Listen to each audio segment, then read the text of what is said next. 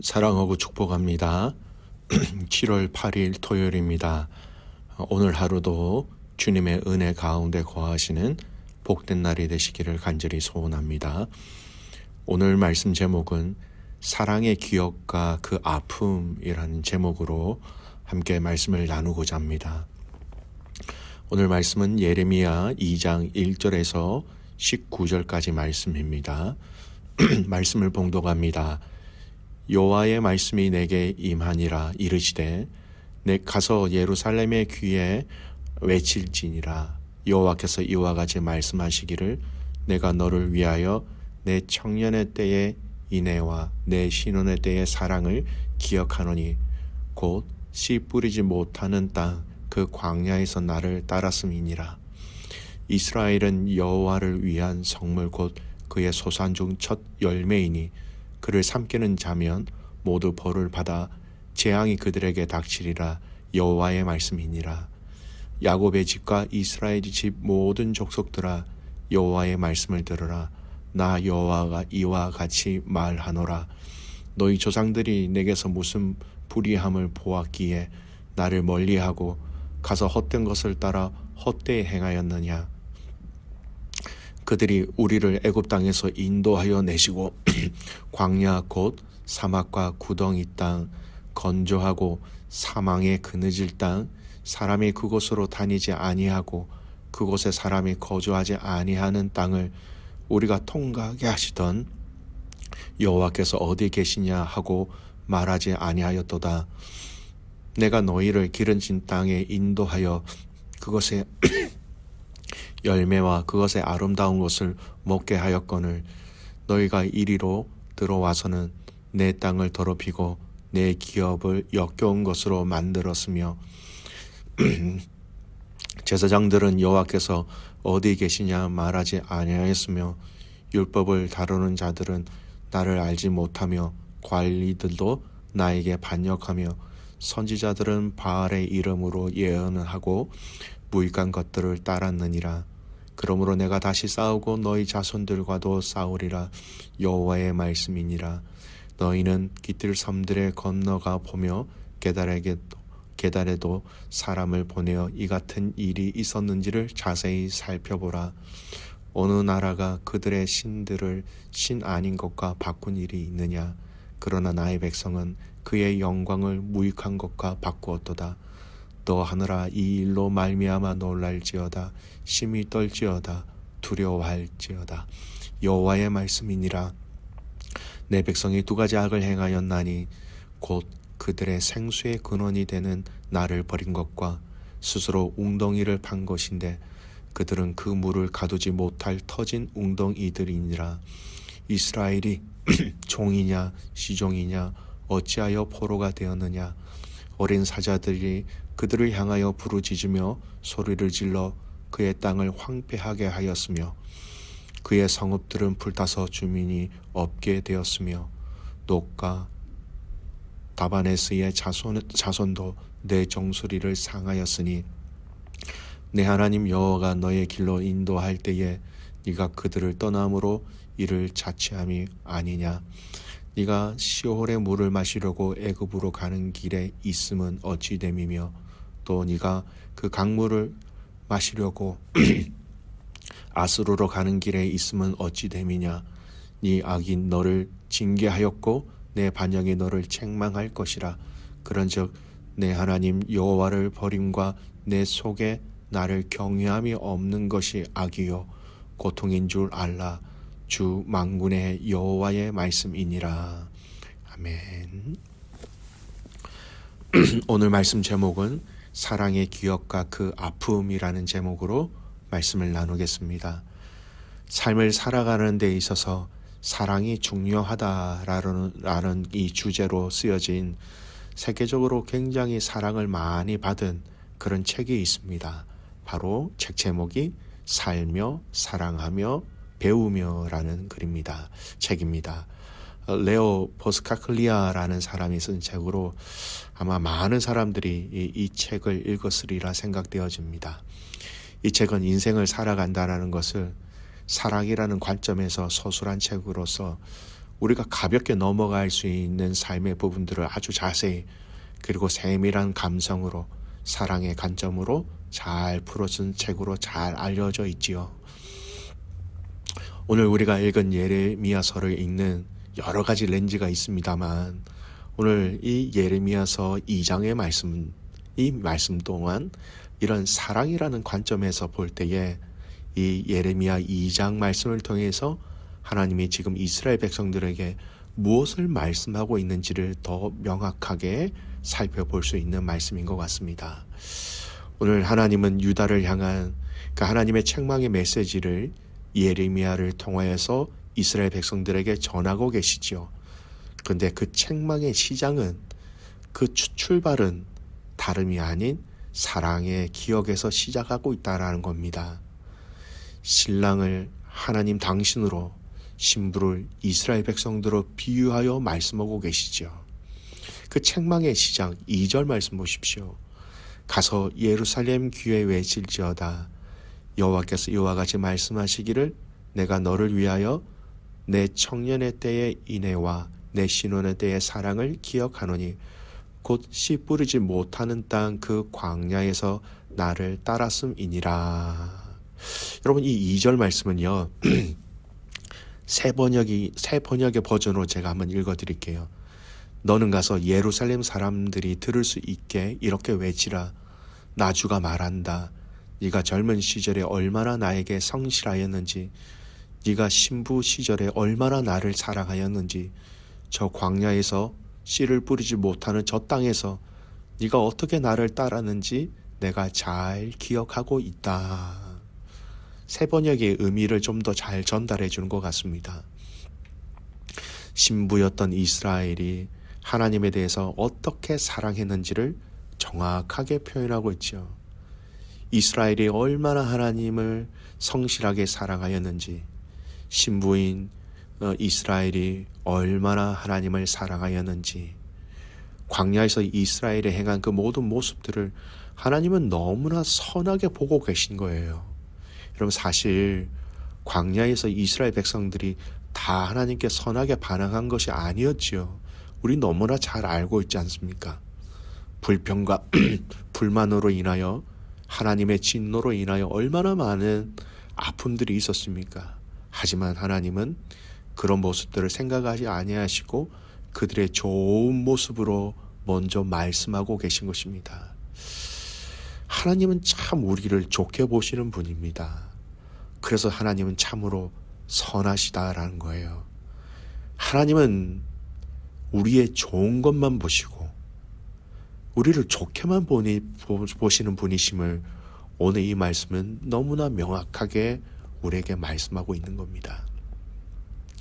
여러분 이것이 바로 하나님의 은혜이지요. 그런데 시작은 이렇게 가는데 오늘 본문에서는 이스라엘 백성들, 그 큰 은혜를 받은 그 이스라엘 백성들이 하나님 앞에서도 숨길 수 없는 이스라엘 백성들의 배신, 외도의 이야기를 하고 계십니다. 그 의미를 이렇게 얘기하죠. 첫 번째는 부르지도 않았다라는 겁니다. 6절 말씀 보십시오.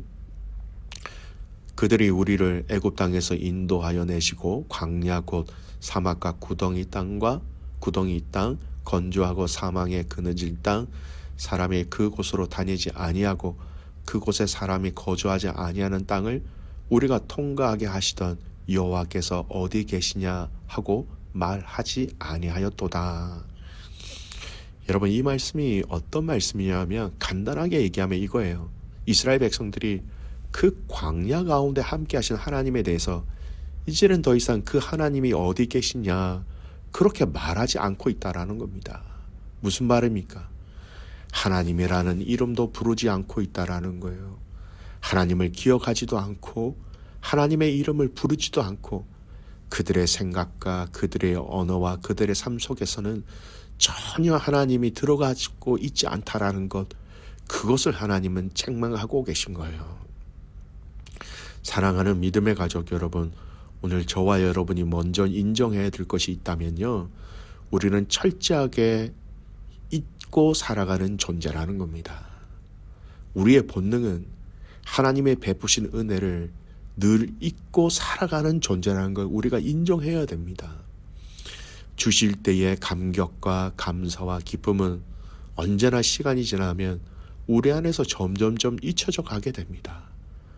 여러분, 그 하나님의 은혜와 사랑을 잊지 않도록 우리 하나님의 이름을 부르고 그분의 행하심을 우리의 삶 속에서 늘 감사로 고백할 수 있는 자들이 되어야 하겠지요. 여러분, 시편을 보세요. 얼마나 많은 시편의 문구들이 하나님의 행하신 그 일들을 그대로 기록하고 있습니까? 왜 그럴까요? 잊지 않기 위해서, 나를 위하여, 우리 가정을 위하여, 우리 공동체를 위하여, 우리 교회를 위하여 행하신 그 하나님의 일하심을 잊지 않기 위해서 기억하고 고백하고 감사할 수 있는 믿음의 성도들이 되시기를 바랍니다. 두 번째, 하나님 책망하시는 게 있는데요. 굉장히 위험한 것입니다. 오늘 저와 여러분이 살아가고 있는 이 시대 속에서도 동일하게 적용되어지는 말씀이에요. 7절 말씀 읽겠습니다. 내가 너희를 기름진 땅으로 인도하여 그것의 열매와 그것의 아름다운 것을 먹게 하였거늘 너희가 이리로 들어와서는 내 땅을 더럽히고 내 기업을 역겨운 것으로 만들었으며, 풍요롭게 하니 우상을 섬겼다라는 얘기예요. 기도에 대한 응답을 해주니 너희는 나를 버리고 우상을 섬겼다라는 것입니다. 약속의 땅에 거하게 해주었더니 그 약속의 땅에서 바알을 따르고 바알을 섬겼다라고 책망하시고 계시는 거예요. 다시 한번 여러분, 우리가 조심해야 하는 것이 이것입니다. 풍요한 것 다 좋은 것이 아님을 인정하셔야 합니다. 풍요함 속에 주님이 없으면 여러분, 그것은 독과 같은 것입니다. 풍요함 속에 반드시 주님이 계셔야 한다는 것을 여러분 잊지 마십시오. 그 풍요함의 근원이 주님이시고 풍요함의 방향도 주님이시고 그 풍요함으로 인한 열매도 여러분 주님의 열매가 되어야 한다라는 겁니다. 풍요함이 주는 그 사단의 공격에 넘어지지 않기를 바랍니다. 절박할 때, 없을 때, 간절할 때 그 마음을 잊지 마시기 바랍니다. 그래서 하나님은 이 두 가지를 이렇게 말씀으로 정리하십니다. 두 가지 악을 행하였다라고 얘기하죠. 13절 말씀 보십시오. 13절 말씀 같이 읽겠습니다. 내 백성의 두 가지 악을 행하였나니 곧 그들이 생수의 근원되는 나를 버린 것과 스스로 웅덩이를 판 것인데 그것은 그 물을 가두지 못할 터진 웅덩이들이니라. 물에 관련된 비유로 말씀하십니다. 생수의 근원인 나를 버렸다. 그리고 스스로 물을 얻고자 선택한 판 그 웅덩이는 물을 거둘 수 없는 터진 웅덩이다 라고 얘기합니다. 그 터진 웅덩이가 상징하는 게 무엇입니까? 우상을 섬겼다라는 겁니다. 그 터진 웅덩이에 아무리 물을 채워야 물을 가둘 수 없는 것처럼 죽어있는 호흡도 없는 그 우상에게 아무리 엎드려 봐야 아무 쓸모가 없고 얻을 것이 없다라는 겁니다. 터진 웅덩이에는 결코 물이 모이지 않지요. 이 말에는 여러분 그 안에 생명이 없다라는 것입니다. 사랑하는 귀한 믿음의 가족 여러분, 오늘 이 예레미야서의 말씀, 특별히 2장 말씀을 통하여 저와 여러분이 먼저 기억해야 할 것이 있습니다. 항상 주님은 우리에게 말씀하실 때 사랑으로 말씀하신다라는 겁니다. 가장 좋은 것을 먼저 얘기하시고 우리를 향하여 가장 좋은 기억으로 우리에게 찾아오신다라는 것이죠. 말할 수 없는 은혜입니다. 그리고 이 사랑을 우리가 잊지 않도록 주님을 기억하며 주님을 잊지 아니하며 주님을 버리지 말아야 한다라는 것입니다. 귀한 믿음의 가족 여러분, 오늘 이 본문의 말씀 13절의 말씀, 생수의 근원이신 그 주님을 여러분 안에 모시고 있습니까? 혹시 다른 웅덩이에 여러분에게 주신 그 은혜들을, 그 물질들을, 그 풍요로움들을 붙고 모으고 있지는 않습니까? 오늘 이 2장의 말씀을 통하여 여전히 우리를 사랑하시는 그 하나님 아버지의 사랑을 기억하고 그 하나님 아버지 안에 있는 그 배신이라는 그 아픔을 여러분 우리가 다시금 하나님의 주신 은혜와 사랑을 통하여 아픔이 아니라 배신이 아니라 순결한 신부로서 하나님의 기쁨이 될 수 있는 저와 여러분 우리 교회가 되기를 주님의 이름으로 축복합니다. 아멘. 기도하겠습니다. 하나님, 예레미야 말씀을 통하여 우리에게 말씀해 주셔서 감사합니다. 이 말씀을 기억하게 하시고 주님의 사랑을 기억하게 하시고 주님의 신실하심을 기억하게 하시고 저희들이 생명 다하는 날까지 주님을 잊지 않고 주님을 기억하는 우리의 삶 되게 하옵소서. 사랑하는 우리 주일학교 아이들이 수련회 중에 있습니다. 하나님 오늘 가운데 함께 하시고 이 아이들에게 생명의 근원이신 그 주님의 놀라운 생수가 부어지는 모든 시간들 되게 하여 주시옵소서. 악한 것들이 틈타지 아니하게 하시고 내일 돌아오는 그 시간까지 하나님 모든 시간과 환경과 여건들을 친히 다스려 주시옵소서. 내일 드려질 예배를 위해서 기도합니다.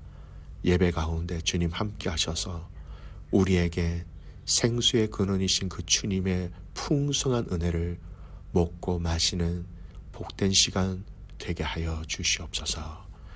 그렇게 행하실 주님을 신뢰하며 살아서 역사하시는 예수님의 이름으로 감사하며 기도드리옵나이다. 아멘.